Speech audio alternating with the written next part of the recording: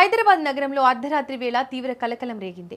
నడి రోడ్డుపై అందరూ చూస్తుండగానే ఓ యువతి కిడ్నాప్కి గురి కావడం స్థానికంగా తీవ్ర భయాందోళనలు సృష్టించింది. రాజేంద్ర నగర్ జోన్ పరిధిలోని అత్తాపూర్ మంగళవారం రాత్రి ఈ సంచలన ఘటన చోటు చేసుకుంది.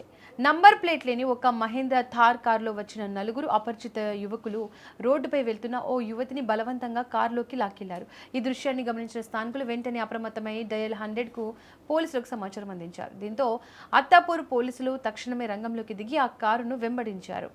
అయితే అత్తాపూర్ నుంచి ఆరాంఘర్ చౌరస్తా వరకు పోలీసులు ఆ నల్లటి థార్ కారును సినిమా స్టైల్లో చేజ్ చేశారు. కానీ కిడ్నాపర్లు అపరిమిత వేగంతో కారును పోనిస్తూ పోలీసులు కళ్లుగప్పి చీకట్లోకి పారిపోయారు.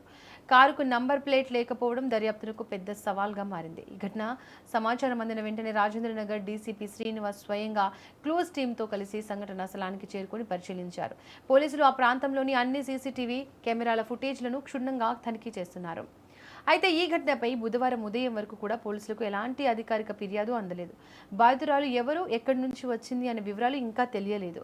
అసలు ఇది నిజంగానే కిడ్నాపా, లేక దీని వెనుక మరేదైనా పాత గొడవలు లేదా వ్యక్తిగత కారణాలు ఉన్నాయా అనే కోణంలో పోలీసులు లోతుగా విచారణ జరుపుతున్నారు. నిందితులను పట్టుకునేందుకు ప్రత్యేక బృందాలు రంగంలోకి దిగాయి.